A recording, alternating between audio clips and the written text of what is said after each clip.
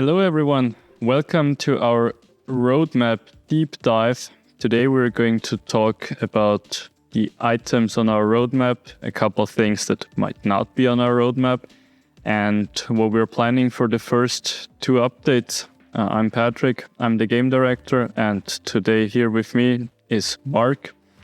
Hello Mark. Scott. Hey, how's it going? Fine. I was thinking about how to introduce myself, and I couldn't come up with a role. I'm excited to talk about the roadmap because it's interesting. We created this document right at the inception of early access, and then over time it's grown.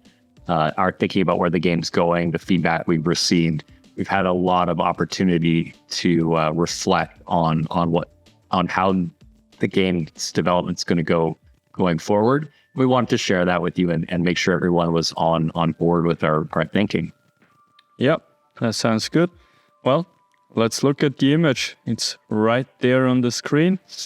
At the top, we're seeing update 1 and update 2. This is basically our schedule for the rest of the year. So we're still planning with 2 more updates. We don't know yet about the specifics when they're coming, but they'll be roughly 2 evenly sized updates, so you could imagine when that would be roughly.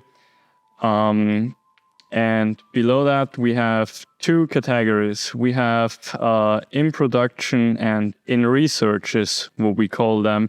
So basically, the upper category means we're very certain about those things, or at least more certain. Again, everything is subject to change depending on player feedback and our discoveries. But the things on the top are points that we think will work very well. The bottom list in blue is what we're very excited about, but this definitely needs a bit more planning and thinking. Also, the workload there is a little bit higher. So that's how we categorized those 2 things. It's an important distinction for us because we do want to mention the points at the bottom, but it's also important to say that they're not as safe as the things on top. So, yeah. And I think there's another bucket of work that we're doing, which is not even represented by this document, which is things that we realize we want to add to the game and are working on right now. That we can touch on that a bit. I think we're going to focus today's talk on about what we've already presented, but just know that this isn't the limits of what we're working on. The goal is to get to Foundry 1.0. We're going to work on all the features and things that we think is necessary to do that. Absolutely. Okay, well, the first 2 points are Science Tier 5 expansion and new Science Tier 6. Well, there is not that much to explain. They're fairly obvious. We want to make the game longer, add more crafting recipes, more buildings, more of the things you already know, basically. There will be new features and mechanics as well, but those are actually the other points. So the first 2 are just about more research, more stuff, more content. We stop at Science Pack 4 currently, or at 5, but 5 is really basic. There are just a few researches in there. So that's the obvious step on where we continue. We've been the last thing you as a player have been doing is producing robots and sending them to our space station to sell them. And that's where we are going to continue. There will be more robots, there will be other different types, and this is how we're going to expand the content. And here I think it's a perfect segue to a bit of a branching point. This is not represented here, but what we realized is that selling robots and products in general is something that we think has a lot of potential and is a really cool mechanic, but at the same time is also coming very late. So we're currently making some adjustments on how we can bring this earlier to the player, the space station, for example, and everything around that to get a more clear theme. And so you can expect this coming in a little bit before the Science Pack 5 and 6 expansion.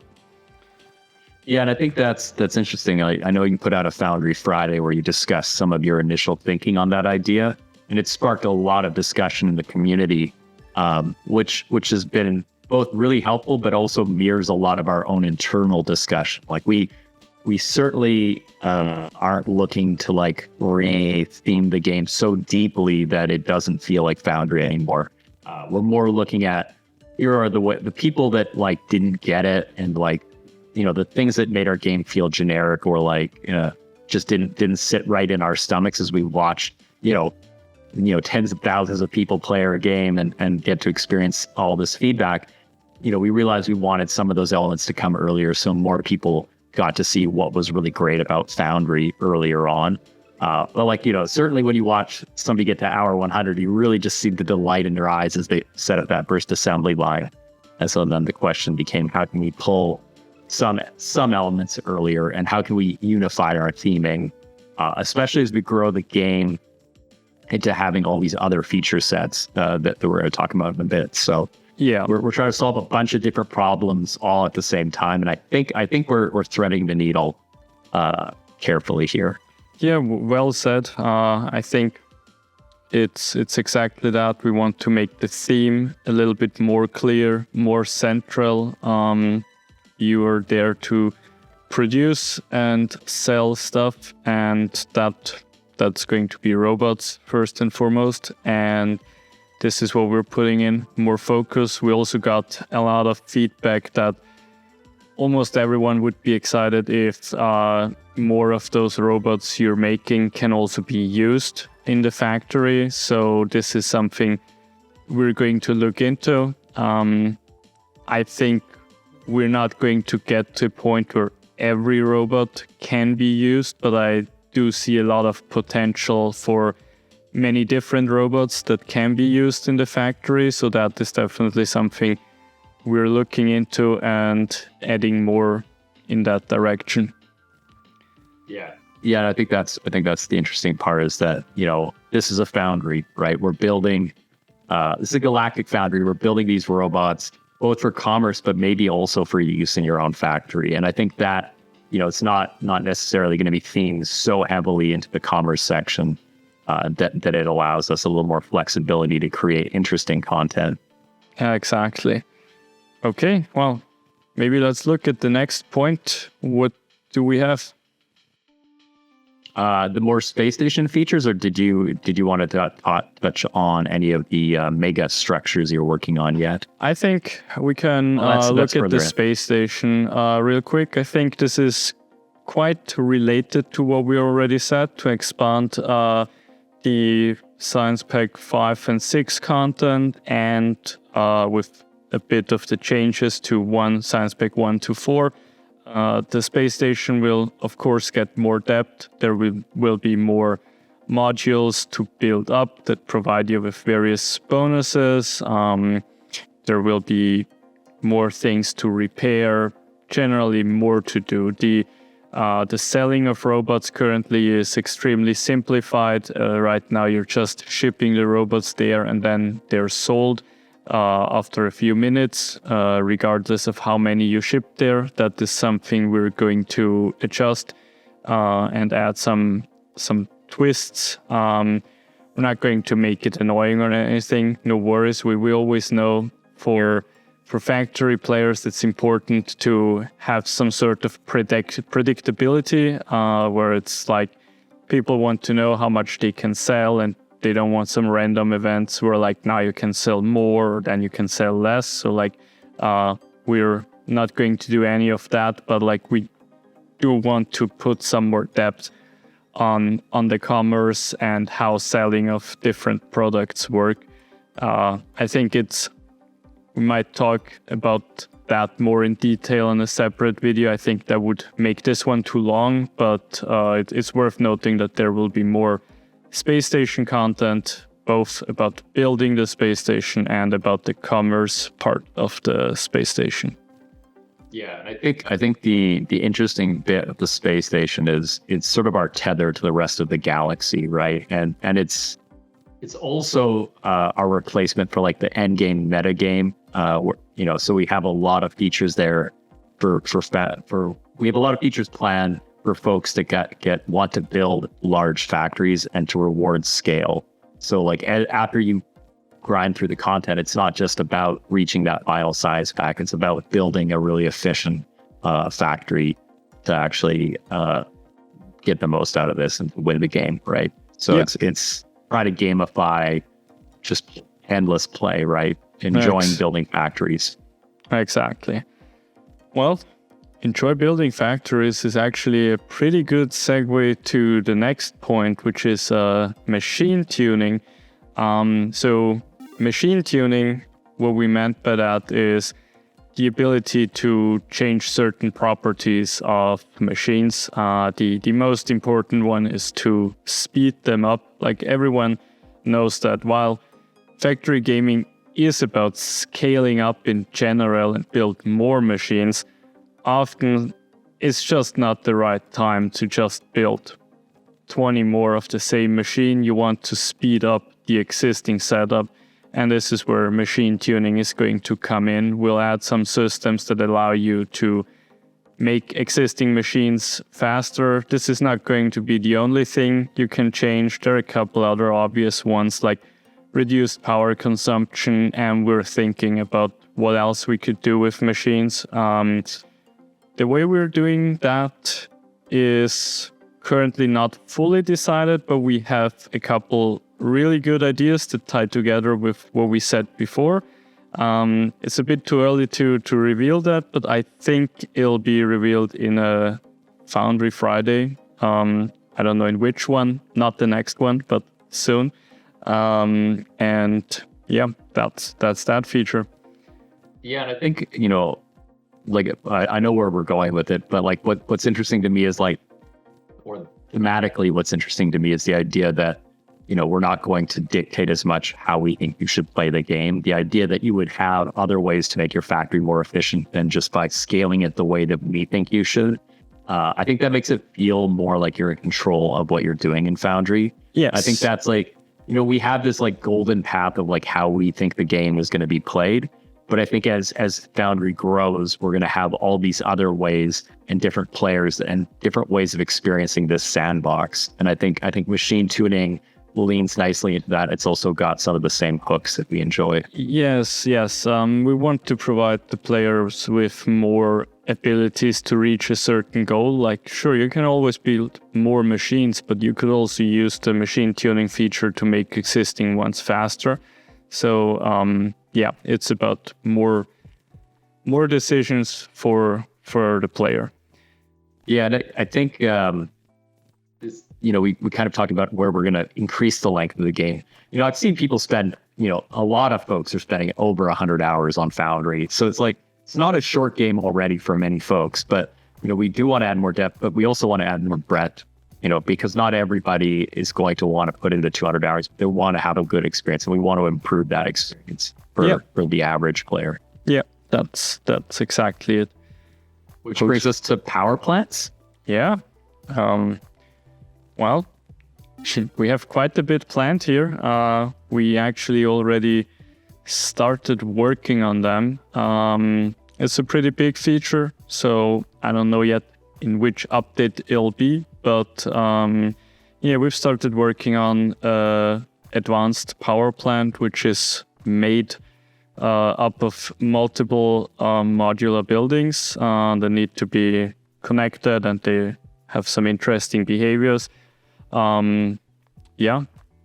Stay tuned for that. Sure. We don't have to dox. I mean, you can imagine what kind of power plants Foundry is lacking, and then predict what's coming. But I think modular buildings are really interesting because you learn a lot about the actual system behind it. And I think with what we're doing with advanced power plants, you're going to have a relatively complicated power plant that's deep and meaty and can be kind of pushed in your direction. And I think that's that's what we like the most about the modular building system, is that they're not simple buildings, I think. Yes. The advanced power plant will be a really great addition for the construction system, or the construction industry system, and the modular buildings.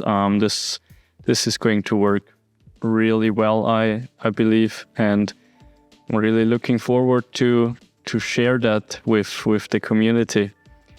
Yeah, and I think, like, it's interesting that we're talking about all these different types of gameplay, and the next item on the list is world decor pieces. So we've seen some really amazing cosmetic bases. I think that's a system that, like, it's relatively easy for us to produce that kind of content, and it's just interesting when we see people like make factory their own.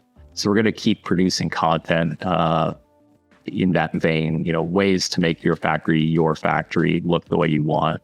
So there'll be more decor pieces coming out in the coming updates. Absolutely. Next up, that also means some existing buildings will be tintable and things that more customizable. Yes, we're going through doing a pass, so there's no excuse for an ugly factory. Exactly. Next up, critters. Maybe you have been spearheading critter development. Tell us more about them. I've been trying to put critters in this game for the last year and a half, and they're finally coming together. So I'm really excited. I mean, you sort of see it bit starting to come with C3BB in the game, that you can walk around and all that. But from there, the idea is that we actually want to have wildlife around the planet, specific to each of the biomes, that can add a little bit of personality to the game and make it feel a little more alive. The contrast that we're not going to like flood the planet with so much biomass that you can't actually build, and they're frustrating. I think the plan right now is to introduce critters mostly as cosmetics, like just happen to be there on the planet, make them relatively rare so they're not in your way. So it's actually a reward when you find one, but then layer content on top of them in a future update, which, you see that sort of as like critter related gameplay in the research area, which is, we're not exactly sure, whether we're going to do breeding or selling or extracting, wool from a sheep, or how deep that loop's going to go. A lot of it really depends on how we pull together our commerce update, right? So how are we going to be able to create a loop within Foundry that's meaty and interesting, but doesn't mess with the core science research tree? And so that's actually been a big discussion, and something we've been trying to iron out is, how do we grow this game wider with interesting mechanics that don't feel like one-offs? And so Critters is an example of something where we're going to try to figure out, how can we make these an interesting automation task within Foundry that doesn't feel like a throwaway and that like leans back into the main core of the game. But in the meantime, we're going to have cute animals running around you can grab and build a little zoo for. So okay, that's what I needed out of it. That sounds exciting. Let's see where it goes. Yeah. I mean, and maybe I'll grab the next one, which is blueprints, one of the most requested features entirely. Yeah. And actually, the reason I want to grab this one, so we're working on a mod kit right now that will basically allow you to use the Steam Workshop to install mods for Foundry. I think one of the first mods we're hoping to have on there would be the blueprint mod, so there we might try to like shortcut this and get something out for people that really are dying. I know you're working on like the actual blueprint system, and it's a lot deeper, but curious if you could say a bit more about that. This was a very clever way to reveal that we're working on mod support with the Steam Workshop for the upcoming update. Yes, as you said, there has already been a fantastic blueprint mod been made in the past, but of course we're working on adding this natively to the game. I'll be fully transparent. Even though it's requested really highly, it is not the thing that's going to come super quickly, because it's unfortunately a lot of work, and it needs to be done the right ways. At the top, it starts to look quite easy, and then there is a lot of edge cases that take really a lot of work, and we want to also work on content and other stuff first, but they're on the list. We know that they're important, and eventually they'll be there. I don't have the specific yet about how they're going to work. The idea is obviously, since we have this construction industry, that the buildings are not just going to magically appear, but they will have to be built from those construction ships and drones we have. But the concept stage here is like really early, and that's all I can say about it at the moment. Like the way I think about that is that we're looking to make Blueprints a feature and not just like copy what we've seen in other games. Like we have ideas that make it the Foundry Blueprint system that feeds into our game the way we want people.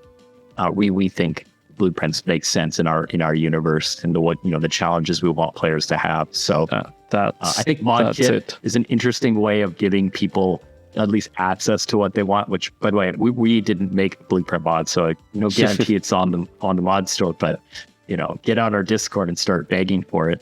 But it's a way that we can let people take the game and do the things they want with it, even if we don't agree or it's not in our plans right away. So I think that's one way we're going to let people also, pull the game in their own direction. Okay, perfect. So time's already getting a bit short, so I'll make the next point really quick. Usability and user experience is basically a blanket term for making the game more comfortable to play. There is countless of things we want to improve in terms of usability, user interface, whatever, like everything that's currently an inconvenience we want to make better. There's nothing specific here on that one so far. We have done already one small update about UX, and there will be many more improvements, and that's that. And the final point here is world updates. And world updates, what that means is to make our procedurally generated voxel world more interesting, add more meaning to the biomes, certain things that are limited to certain biomes. We want to add more underground content. At some point, we want to bring caves and other things, a bit of exploration. This also needs a bit more time. We really need to get that one right. You can't just put in caves and then be done with it. You really need to put in some testing and make sure this is actually fun and works well. So it's on our list, but from all those points, it's not the most important one at the moment. But this might also be done in incremental stages and come in minor updates. One of them that's actually going to come soon is we'll add abilities to customize the world at game start, modify ore richness and things like that. We'll probably start with only ores at the first update, but then at some point you'll be able to modify the amount of mountains, oceans, or whatever to add more customization. Yeah, that's actually a good point, is the idea that, after Blueprints and Trains, the most requested feature is to make ores infinite. So it's like we can hear that. We can hear the roaring crowds. Like we're going to create more world gen options that let you do things like that. And we're going to introduce those with every single content update. We're going to try to give you a reason to play the game again with some more options. And, if you really need infinite ore, we'll figure it out for you guys. And I'm excited for world updates. Like, I'm excited to have things you can find in the world. I'm excited for caves and like maybe lava at some point. Absolutely. But, the conversation always ends up being is like, this stuff's really neat, but we can't make it distract or hurt the core gameplay we've been building factories. And so it's all got to be done carefully to actually move the game in the right direction. So we're not being too haphazard with it, but it's something I'm excited for. It's just the world of Foundry is a place I want to spend more time in. Okay. Well, Mark, we've covered all the in-production tasks. I know that everyone is curious to hear about the bottom list as well. We're out of time for today, but we might come back with a second video like that where we'll take a closer look at the 5 topics at the bottom of that roadmap. And that's it for today. Yeah, and I mean, we're always in Discord, so come join the community, chat about Foundry. This isn't a closed development cycle. We're trying to engage with the community and understand, what we've created and where the game needs to go. And part of that's working with the community. So we appreciate everyone that's taken time to play Foundry since we launched. And, it's been a tremendous month. And we're just really excited for this journey and growing Foundry into the game that it can become. Well said. Thank you all for watching. See you next time. Have a good day. Bye.